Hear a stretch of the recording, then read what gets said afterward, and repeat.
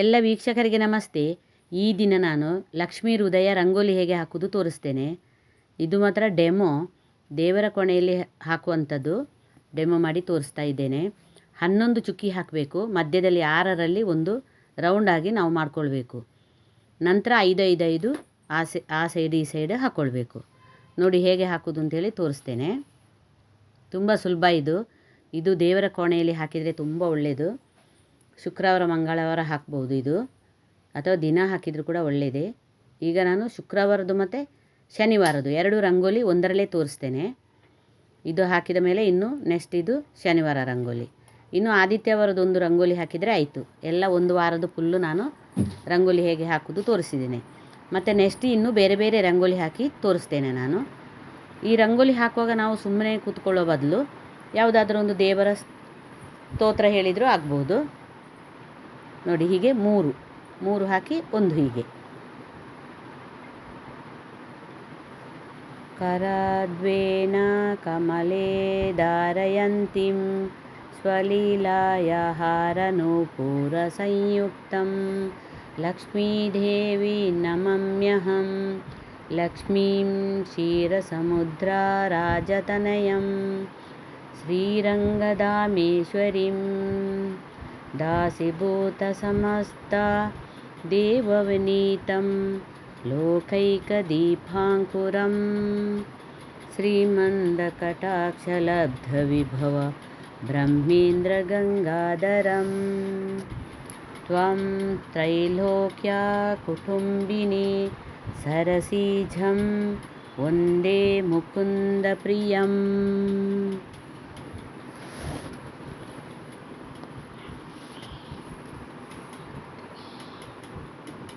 ಓಂ ಮಹಾಲಕ್ಷ್ಮೀ ನಮಃ. ಓಂ ಮಹಾಲಕ್ಷ್ಮೀ ನಮಃ. ಓಂ ಮಹಾಲಕ್ಷ್ಮೀ ನಮಃ.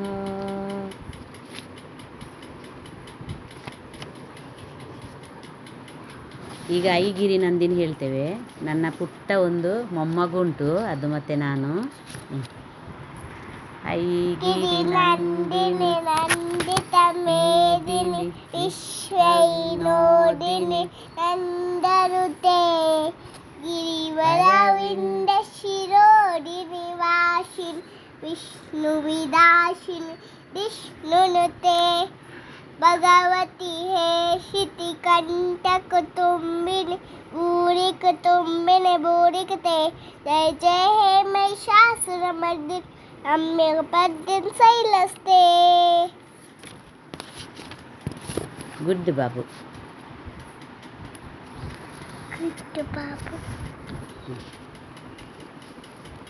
ನೋಡಿ ಎಲ್ಲ ಕಡೆ ಶ್ರೀ ಶ್ರೀ ಅಂತ ಹೀಗೆ ಬರಿಬೇಕು.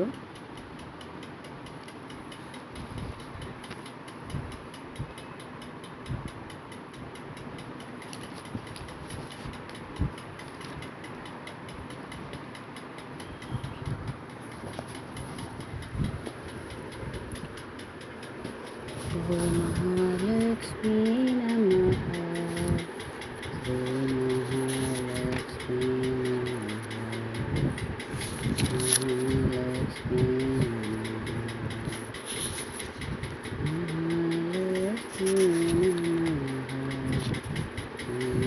ಮಹಾಲಕ್ಷ್ಮೀ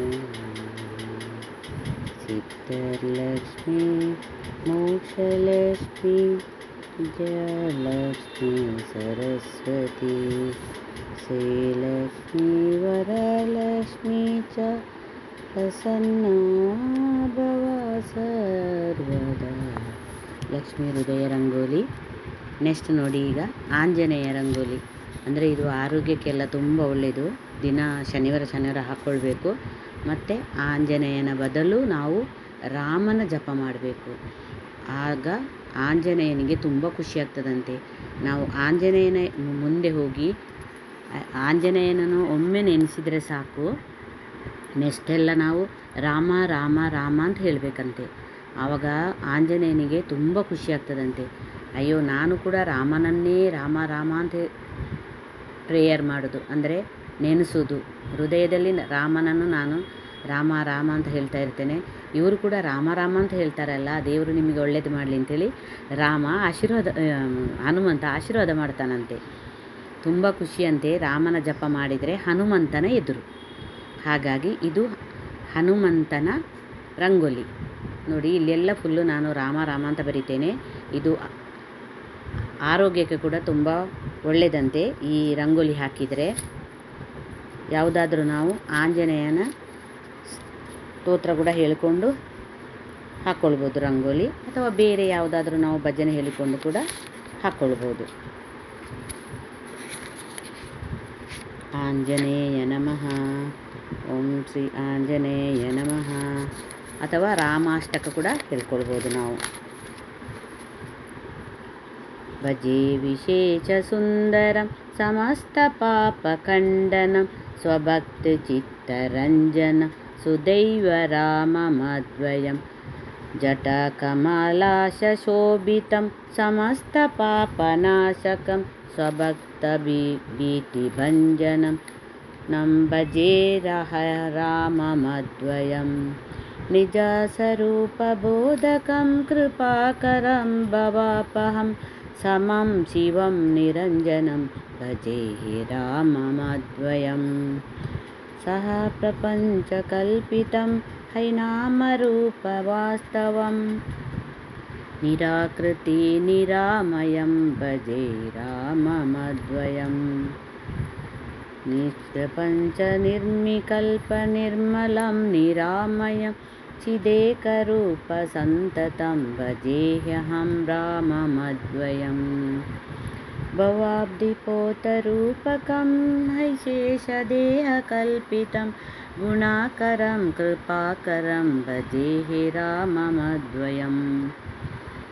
ಓಂ ಆಂಜನೇಯ ನಮಃ, ಓಂ ರಾಮಾಯ ನಮಃ, ಓಂ ಆಂಜನೇಯ ನಮಃ. ನೋಡಿ, ಇದು ನಾನು ಮನೆಯಲ್ಲಿ ದೇವರ ಸ್ಟ್ಯಾಂಡಲ್ಲಿ ಹಾಕಿದ್ದೇನೆ. ಅಷ್ಟಕಮ್ಮ ಅರ್ಧದಲ್ಲೇ ನಿಲ್ಲಿಸಿದೆ ನಾನು ಮಾತಾಡಲಿಕ್ಕೆ ಬೇಕಾಗಿ. ನೋಡಿ, ಎಲ್ಲರೂ ಈ ಥರ ದೇವರ ಮುಂದೆ ಹಾಕಿ, ದೇವರು ಎಲ್ಲರಿಗೂ ಒಳ್ಳೇದು ಮಾಡಲಿ. ನಮಸ್ತೆ.